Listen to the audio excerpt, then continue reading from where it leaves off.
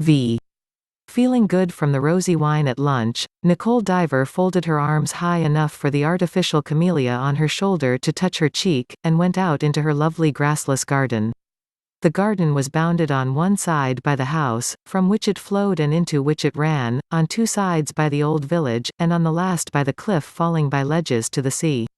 Along the walls on the village side all was dusty: the wriggling vines, the lemon and eucalyptus trees, the casual wheelbarrow, left only a moment since, but already grown into the path, atrophied and faintly rotten. Nicole was invariably somewhat surprised that by turning in the other direction past a bed of peonies she walked into an area so green and cool that the leaves and petals were curled with tender damp.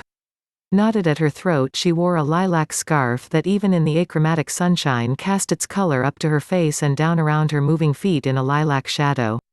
Her face was hard, almost stern, save for the soft gleam of piteous doubt that looked from her green eyes. Her once fair hair had darkened, but she was lovelier now at 24 than she had been at 18, when her hair was brighter than she. Following a walk marked by an intangible mist of bloom that followed the white border stones she came to a space overlooking the sea where there were lanterns asleep in the fig trees and a big table and wicker chairs and a great market umbrella from Siena, all gathered about an enormous pine, the biggest tree in the garden. She paused there a moment, looking absently at a growth of nasturtiums and iris tangled at its foot, as though sprung from a careless handful of seeds, listening to the plaints and accusations of some nursery squabble in the house.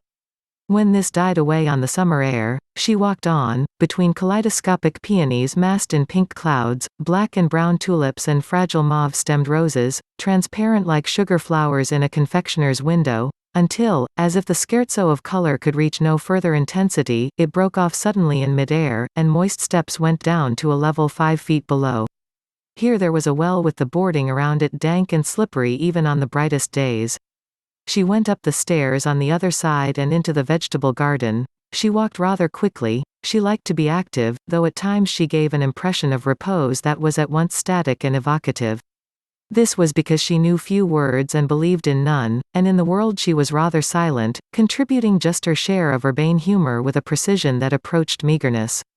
But at the moment when strangers tended to grow uncomfortable in the presence of this economy she would seize the topic and rush off with it, feverishly surprised with herself, then bring it back and relinquish it abruptly, almost timidly, like an obedient retriever, having been adequate and something more. As she stood in the fuzzy green light of the vegetable garden, Dick crossed the path ahead of her going to his workhouse. Nicole waited silently till he had passed. Then she went on through lines of prospective salads to a little menagerie where pigeons and rabbits and a parrot made a medley of insolent noises at her. Descending to another ledge she reached a low, curved wall and looked down 700 feet to the Mediterranean Sea. She stood in the ancient hill village of Tarmes. The villa and its grounds were made out of a row of peasant dwellings that abutted on the cliff. 5 small houses had been combined to make the house and 4 destroyed to make the garden. The exterior walls were untouched so that from the road far below it was indistinguishable from the violet-grey mass of the town. For a moment Nicole stood looking down at the Mediterranean, but there was nothing to do with that, even with her tireless hands. Presently Dick came out of his one-room house carrying a telescope and looked east toward Cannes. In a moment Nicole swam into his field of vision, whereupon he disappeared into his house and came out with a megaphone. He had many light mechanical devices.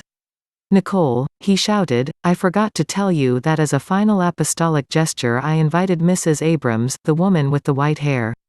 I suspected it. It's an outrage." The ease with which her reply reached him seemed to belittle his megaphone, so she raised her voice and called, "Can you hear me?" "Yes." He lowered the megaphone and then raised it stubbornly. "I'm going to invite some more people too. I'm going to invite the 2 young men." "All right," she agreed placidly. "I want to give a really bad party. I mean it. I want to give a party where there's a brawl and seductions and people going home with their feelings hurt and women passed out in the cabinet de toilette. You wait and see." He went back into his house and Nicole saw that one of his most characteristic moods was upon him, the excitement that swept everyone up into it and was inevitably followed by his own form of melancholy, which he never displayed but at which she guessed. This excitement about things reached an intensity out of proportion to their importance, generating a really extraordinary virtuosity with people. Save among a few of the tough-minded and perennially suspicious, he had the power of arousing a fascinated and uncritical love. The reaction came when he realized the waste and extravagance involved. He sometimes looked back with awe at the carnivals of affection he had given, as a general might gaze upon a massacre he had ordered to satisfy an impersonal bloodlust.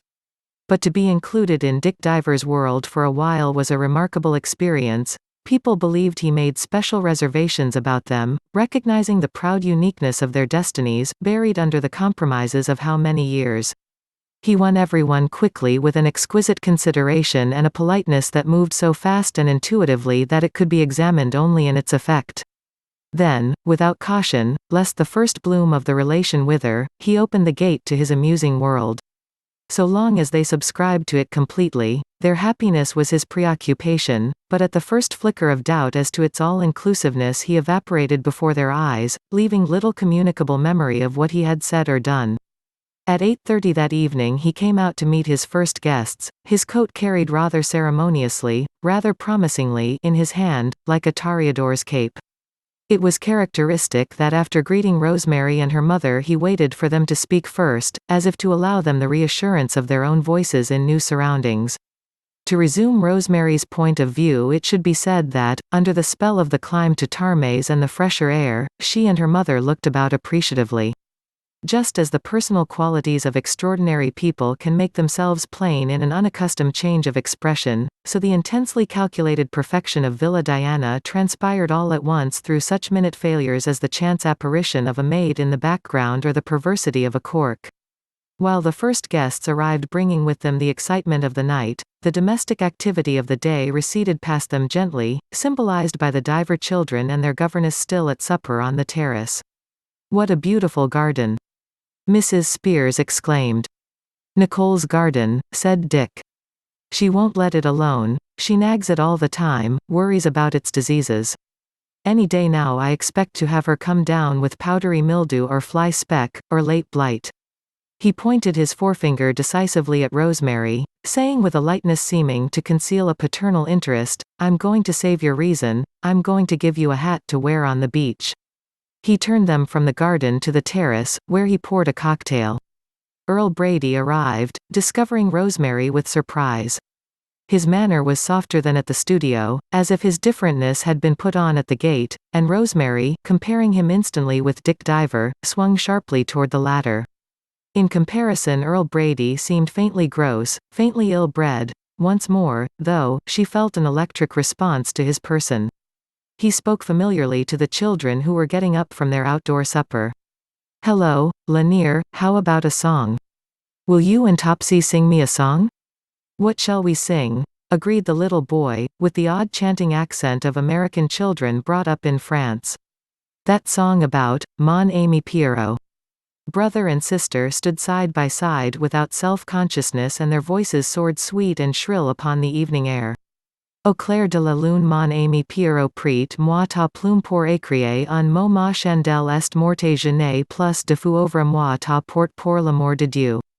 The singing ceased and the children, their faces aglow with the late sunshine, stood smiling calmly at their success. Rosemary was thinking that the Villa Diana was the center of the world. On such a stage some memorable thing was sure to happen.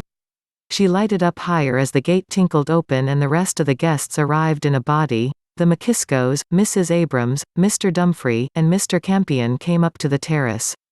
Rosemary had a sharp feeling of disappointment. She looked quickly at Dick, as though to ask an explanation of this incongruous mingling. But there was nothing unusual in his expression. He greeted his new guests with a proud bearing and an obvious deference to their infinite and unknown possibilities. She believed in him so much that presently she accepted the rightness of the McKiskos' presence as if she had expected to meet them all along. "I've met you in Paris," McKisko said to Abe North, who with his wife had arrived on their heels. "In fact I've met you twice." "Yes, I remember," Abe said. "Then where was it?" demanded McKisko, not content to let well enough alone. "Why, I think," Abe got tired of the game, "I can't remember." The interchange filled a pause, and Rosemary's instinct was that something tactful should be said by somebody, but Dick made no attempt to break up the grouping formed by these late arrivals, not even to disarm Mrs. McKisco of her air of supercilious amusement. He did not solve this social problem because he knew it was not of importance at the moment and would solve itself.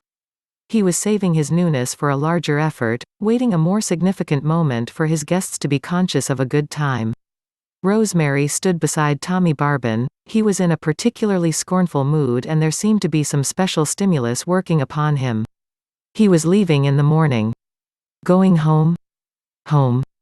I have no home. I am going to a war. What war? What war? Any war. I haven't seen a paper lately, but I suppose there's a war. There always is. Don't you care what you fight for? Not at all, so long as I'm well treated. When I'm in a rut, I come to see the divers, because then I know that in a few weeks I'll want to go to war. Rosemary stiffened.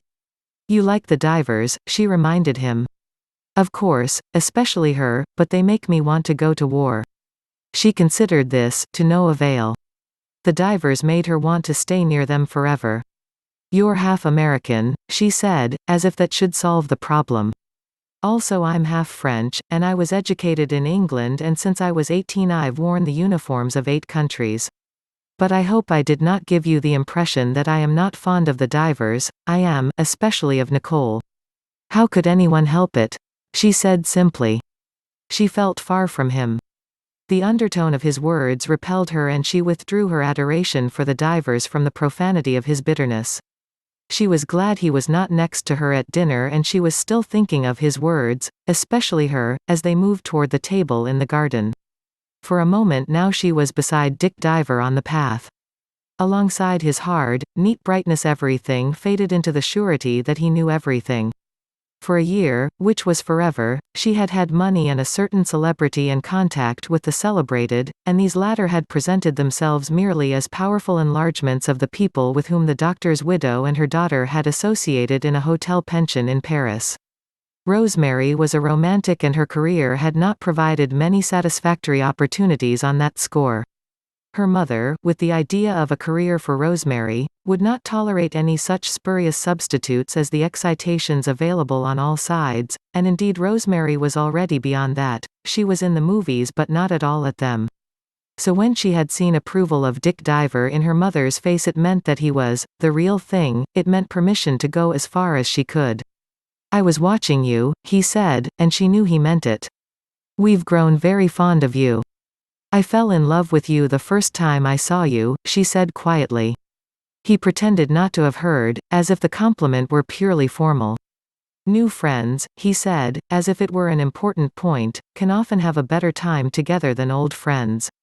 With that remark, which she did not understand precisely, she found herself at the table, picked out by slowly emerging lights against the dark dusk.